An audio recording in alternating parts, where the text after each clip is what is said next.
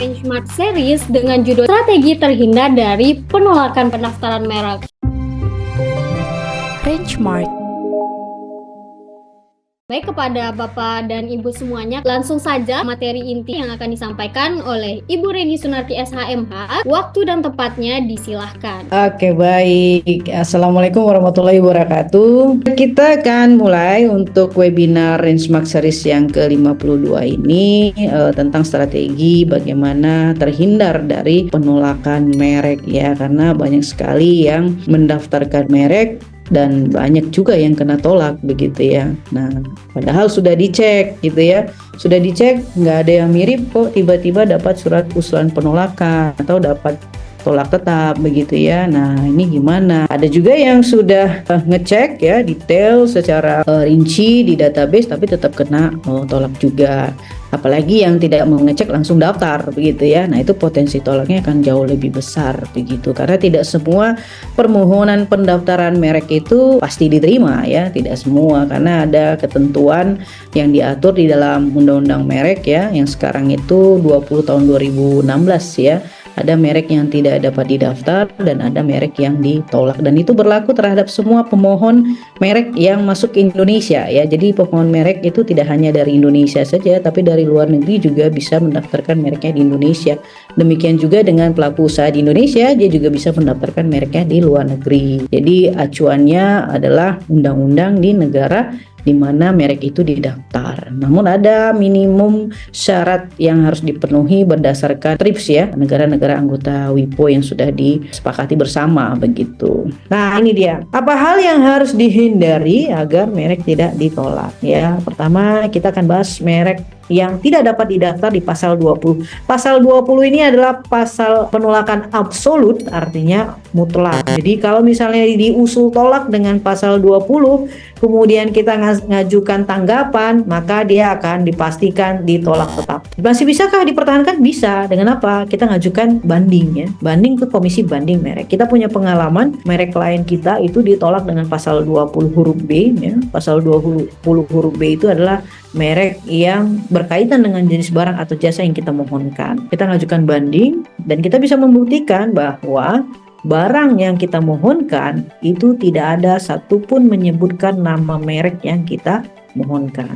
Dan itu dikabulkan, sudah terbit sertifikatnya sekarang gitu ya. Jadi tapi kalau untuk pemeriksaan merek ya di DJKI itu pasti ditolak tetap, meskipun kita udah ngajukan tanggapan, karena dia alasannya adalah absolut atau mutlak begitu ya. Nah, oleh karenanya untuk menghindari ya supaya tidak kena tolak dengan pasal 20, pastikan merek yang kita ajukan itu satu ya tidak bertentangan dengan ideologi negara, peraturan perundang-undangan, moralitas, agama, kesusilaan atau ketertiban umum. Apa itu contohnya? Misal ya, ini kita daftar mereknya dalam Marxisme, itu kan suatu paham ya yang tidak dapat didaftar. Atau kita mendaftarkan merek dengan logo, mohon maaf ya, menggunakan tanda lambang-lambang suatu agama tertentu, tapi untuk barang-barang yang misalnya ya seksualitas begitu ya, nah itu akan melanggar moralitas, nilai kesopanan, kesusilaan, itu pasti ditolak. Nah, itu dihindari. Kemudian kita daftarkan merek itu berkaitan dengan jenis barang atau jasa yang kita mohonkan. Contoh misalnya ya, mungkin Bapak Ibu pernah dengar ya, mereknya adalah ST ya, atau ST Indonesia. Barang yang dimohonkan apa? Teh, minuman ST gitu ya. Itu pasti ditolak dengan ini. Pasal 20 huruf B. Kenapa? Berkaitan dengan jenis barang. Barangnya ST, nama mereknya ST gitu ya. Itu tidak bisa diklaim. Jadi ketika kita mau mendaftarkan merek, maka kita itu minta klaim kepada negara kan, bahwa merek itu adalah milik kita gitu. Nah, yang kita mohonkan itu bukanlah dia daya pembeda, tapi barang yang kita mohonkan. Nah, kalau barang yang kita mohon tidak bisa diklaim itu merek kita gitu. Barangnya ST, mereknya apa? ST, nggak bisa. Tidak ada daya pembedanya di situ. Jadi ditolak ya. Jadi oleh karenanya kalau kita mau daftarkan merek, jangan berkaitan dengan jenis barang yang kita mohonkan. Kalaupun mau berkaitan dengan jenis barang yang kita mohonkan, tambahkan kata lain. Kata lain itu adalah kata pembeda ya. Contoh misalnya ST Purwarupa.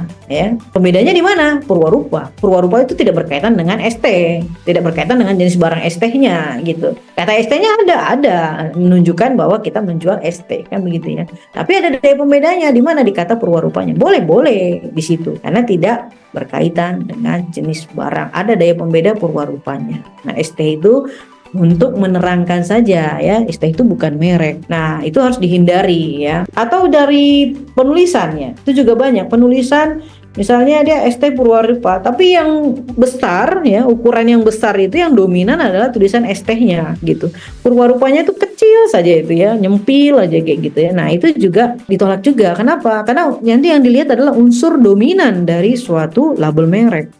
Nah, unsur dominannya secara warna, ukuran, tulisan itu adalah ST. Nah, itu berkaitan dengan jenis barang gitu. Jadi itu harus dihindari. Jadi kalau misalnya mau mereknya ada keterangan barang atau jasa yang kita mohonkan, maka pastikan ukuran ya itu sama atau nama mereknya lebih besar daripada jenis barang atau jasa yang kita mohonkan begitu ya. Kemudian hindari merek yang memuat unsur yang dapat menyesatkan masyarakat tentang asal, kualitas, jenis, ukuran, macam, tujuan penggunaan barang dan atau jasa yang dimohonkan pendaftarannya ya. Nah, ini yang tadi kalau dia daftar biasanya daftarnya adalah label merek ya, atau dia daftar label kemasan ya. Di label kemasan itu kan ada tulisan neto ya, neto. Nah, itu akan menyesatkan ya tentang ukuran. Nah, oleh karenanya yang didaftar apa? Label mereknya saja. Kemudian memuat keterangan yang tidak sesuai dengan kualitas, manfaat atau khasiat dari barang dan atau jasa yang diproduksi ya. Contoh misalnya merokok ya, rokok dapat menyembuhkan 1000 penyakit. Nah, itu kan menyesatkan ya. Itu juga harus dihindari. Nah, ini harus dipastikan pada saat kita membuat label merek tidak terpenuhi unsur-unsur ini. Jadi harus dihindari unsur-unsur yang seperti ini supaya nanti tidak kena usul tolak dan tolak tetap. Nah, kemudian merek yang tidak memiliki daya pembeda. Misalnya mereknya apa? Yang didaftarkan hanya sebuah titik saja. Titik itu kan terlalu sederhana ya, tidak ada daya pembedanya. Nah, hindari juga merek yang merupakan nama umum atau lambang milik umum ya. Nah, kalaupun mau pakai lambang milik umum harus tadi tambahkan daya pembedanya. Misalnya lambang milik umum itu apa? Rumah makan ya. Kita ketahui rumah makan itu lambangnya apa? Sendok dan garpu ya. Benar nggak ya? Sendok dan garpu itu kan lambangnya rumah makan gitu ya. Nah, kalau misalnya kita mau pakai itu, tambahkan kata lain gitu, rumah makan, Cantika misalnya gitu, terus tambah logo tadi. Nah, yang paling banyak sekali kena usul tolak yang mana ini dia alasannya di relatif ya, merek ditolak di pasal 21. Nah, ini relatif. Nah, kalau kita ngajukan tanggapan terhadap usulan penolakan itu ada potensi diterima begitu ya. Nah, begitu juga dengan kita ngajukan banding. Nah, tapi kalau misalnya tadi yang pasal 20 itu tolaknya adalah absolut. Jadi kalau kita pun mengajukan tanggapan pasti juga akan ditolak tetap. Nah, apa itu yang paling banyak alasannya? Ini pasal 21 ayat 1 huruf A ya. Merek ditolak jika memiliki persamaan pada pokoknya atau keseluruhannya dengan merek yang sudah terdaftar atau sudah dimohonkan lebih dulu untuk barang dan atau jasa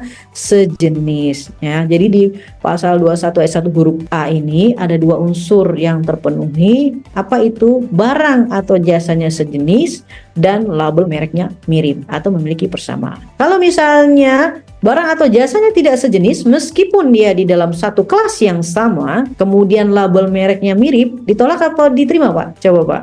Kalau menurut saya ditolak, Bu. Soalnya Kenapa? saya dapat case-nya juga sih, Bu. Jadi yang saya coba, kebetulan kami di perusahaan swasta, Bu. Iya. Merek yang kami daftarkan itu Kala, KALLA. Oke. Nah, itu saya daftarnya memang untuk 45 kelas, Bu, semuanya. Di Oke. tahun 2022 kalau saya tidak salah ingat. Nah, pada tahun ini saya coba ajukan untuk kelas yang berbeda, Bu. Tapi unsur pembedanya adalah satu KALLA, satu Kala Friends. Oke. Ya, itu, Bu. Ada ya yang banyak, Bu. Oke, ini apa ya? Kalanya gini ya tulisannya. Iya, Bu, siap. Oke, ini kan ada yang dikabulkan, ada yang ditolak ya. Ada yang ditolak, iya, Bu. Saya daftarnya di 45 kelas semuanya, Bu, dari awal. Nah, ini kan masing-masing beda-beda alasannya ya, Pak. Betul, Bu. Jadi terhadap kalau dia di pasal 21 ayat 1 huruf A, ini kita bicaranya 21 ayat 1 huruf A ya, Pak ya. Iya. Kalau kita dapat usulan penolakan, pertama dicek ya. Kalau dia pasal 21 ayat 1 huruf A, maka dicek siapa yang dijadikan merek pembanding. Itu. Merek pembanding ditemukan di mana? Ada di surat pemberitahuan usulan penolakan. Nah, itu dicek merek pembandingnya. Nah, cek apa formalitasnya dulu. Apakah yang dijadikan pembanding itu masih dalam perlindungan atau tidak? Kadang ya, Iya Bu. periksanya itu lewat sama dia. Ternyata dia sudah kadaluarsa, tapi dimasukkan. Ada yang kelewat. Jadi kalau dia kadaluarsa itu bisa masuk di surat tanggapan kita bahwa tidak bisa dijadikan pembanding karena tidak terpenuhi syaratnya. Yang dijadikan pembanding harus dalam masa perlindungan. Itu sudah tidak masa perlindungan. Itu dicek dulu di situ. Memang nggak banyak, tapi ada gitu ya. Ada itu terjadi gitu ya.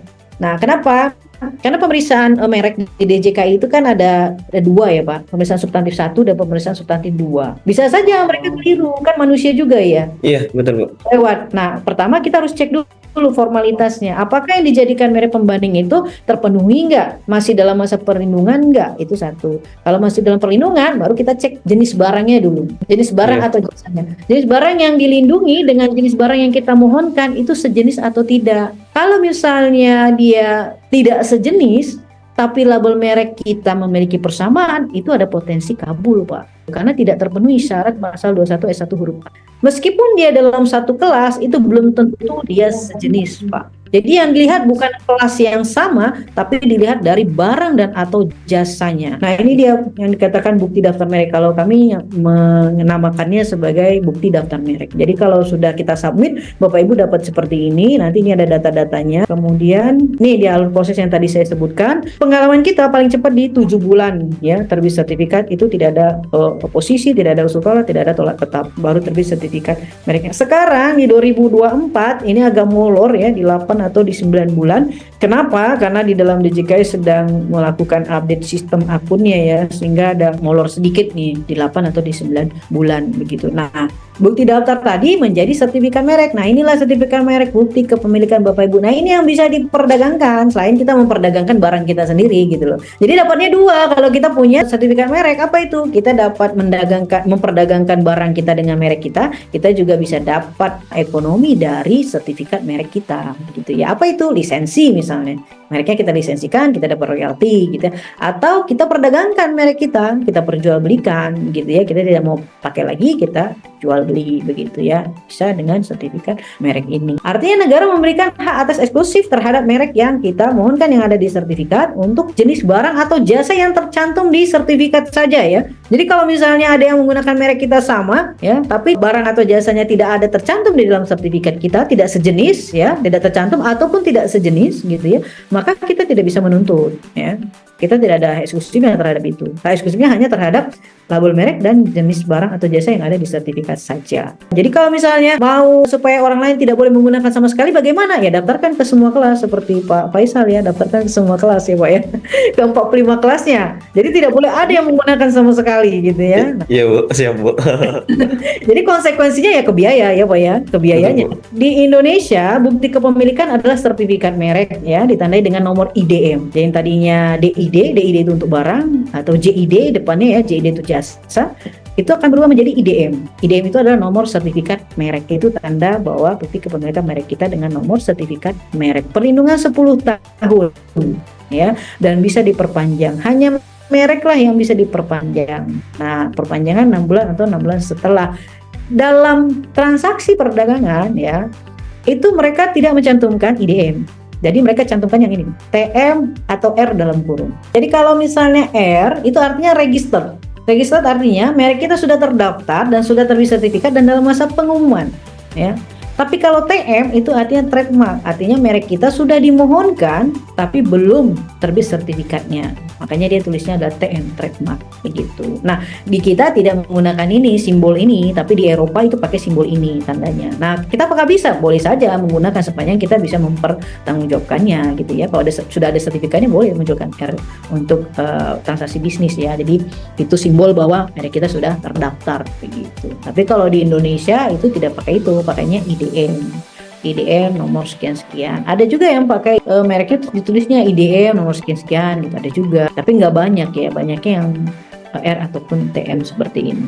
Oke, ini dia terbit sertifikat mereknya ya. Di sini ada tanggalnya 10 tahun. Nah, kalau misalnya kita lupa perpanjang ya, 6 bulan sebelum atau 6 bulan setelah lewat lewat 1 menit aja dari tanggal berakhir maka status jadi kadaluarsa. Jadi tidak ada alasan pemaaf ya, saya lupa gitu, nggak bisa. Jadi harus daftar baru kalau sudah kadaluarsa. Harapan kita dengan kita sampaikan ini, Bapak Ibu yang belum punya merek dan sudah berusaha, segera lindungi ya, karena di luar sana itu ada yang dagang merek ya. Kalau sudah dagang merek Bapak Ibu, itu resikonya akan sangat besar sekali. Jadi oleh karenanya segera lindungi mereknya, dapatkan perlindungannya sehingga Bapak Ibu aman. Nah, jadi oleh karenanya kita harapkan Bapak Ibu yang belum daftar segera daftar mereknya ya, bisa daftarkan sendiri atau bisa menggunakan konsultan HKI. Jadi jangan nunggu lama lagi gitu kalau memang sudah dipublikasi mereknya. Saya rasa itu cukup dari saya, Bapak Ibu juga cukup ya. Saya mohon maaf jika ada kata-kata yang kurang berkenan ya. Saya tutup dengan Assalamualaikum warahmatullahi wabarakatuh. Selamat sore, saya mohon izin pamit Bapak Ibu. Terima kasih. Waalaikumsalam warahmatullahi wabarakatuh. Waalaikumsalam. Makasih Bu untuk Baik. pencerahannya. Ya. Baik, terima kasih Bu. Bu Rani.